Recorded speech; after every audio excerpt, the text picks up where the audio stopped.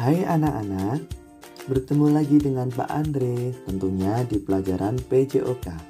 Kali ini kita akan belajar tentang aktivitas bela diri, yaitu pencak silat. Ikuti video pembelajaran kali ini dengan baik ya. Sebelum ke materi, kalian harus tahu tujuan pembelajaran dari video ini. Yang pertama, peserta didik diharapkan dapat memahami materi seni bela diri. Yang kedua, peserta didik diharapkan dapat memahami gerak spesifik seni bela diri, yaitu kuda-kuda, pola langkah, pukulan, tendangan, tangkisan, elakan, dan hindaran. Yang ketiga, peserta didik diharapkan dapat menyelesaikan soal yang berkaitan dengan materi seni bela diri. Kita masuk materi yang pertama. A. Aktivitas pembelajaran bela diri dengan pencak silat. 1. Pengertian pencak silat. Pencak silat merupakan olahraga bela diri asli Indonesia. Dapat dimainkan secara perseorangan, berpasangan, maupun beregu. Pencak silat adalah suatu cara bela diri yang menggunakan akal sepenuhnya. Yang kedua, asal-usul pencak silat.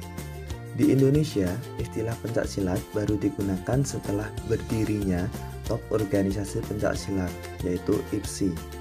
Organisasi pencak silat di Indonesia yang disebut dengan Ikatan Pencak Silat Indonesia atau disingkat IPSI didirikan pada tanggal 18 Mei tahun 1948 di Surakarta. Diprakarsai oleh Mr. Wongsonegoro yang saat itu menjabat sebagai Ketua Pusat Kebudayaan. Baik, kita lanjut ke materi berikutnya. B. Aktivitas pembelajaran gerak spesifik dalam pencak silat. 1. Aktivitas pembelajaran sikap pencak silat.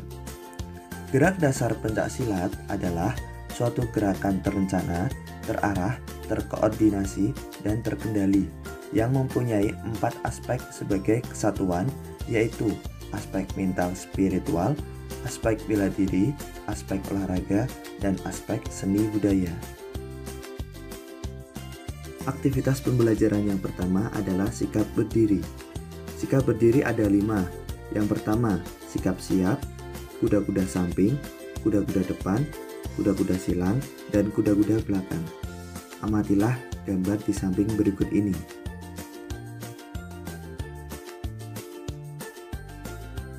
Aktivitas pembelajaran yang kedua yaitu sikap jongkok, duduk, dan berbaring.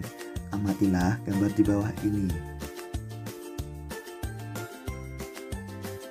Aktivitas pembelajaran yang ketiga yaitu sikap pasang. Perhatikan gambar berikut. Sikap pasang ada 3. Yang pertama, sikap pasang atas. Yang kedua, sikap pasang tengah. Yang ketiga, sikap pasang bawah. Materi selanjutnya adalah aktivitas pembelajaran pola pembentukan gerak pencak silat. Pola pembentukan gerak pencak silat ada 2, yaitu pembentukan arah dan pembentukan langkah. Arah adalah sasaran dalam melakukan gerakan, baik pada waktu melakukan pembelaan maupun serangan. Langkah adalah perubahan injakan kaki dari suatu tempat ke tempat yang lain. Materi yang ketiga adalah aktivitas pembelajaran gerak spesifik pembelaan dalam pencak silat. A. Aktivitas pembelajaran gerak spesifik elakan. Elakan dilakukan dengan cara memindahkan sasaran dari arah serangan. Elakan dapat dilakukan dengan 4 cara. Yang pertama, elak hadap. Yang kedua, elak samping. Yang ketiga, elak angkat kaki. Yang keempat, elak kaki silang. Perhatikan gambar berikut ini. B. Aktivitas pembelajaran gerak spesifik tangkisan. Tangkisan merupakan cara pembelaan dengan mengadakan kontak langsung dengan lawan. Perhatikan gambar di bawah ini. Materi yang keempat adalah aktivitas pembelajaran gerak spesifik serangan dengan menggunakan lengan dalam pencak silat. Serangan dengan lengan dapat dilakukan dengan 6 cara. Yang pertama, dengan tinju. Yang kedua, tebak. yang ketiga totok, yang keempat bantul, yang kelima dorong, dan yang keenam sodok. Perhatikan gambar berikut ini.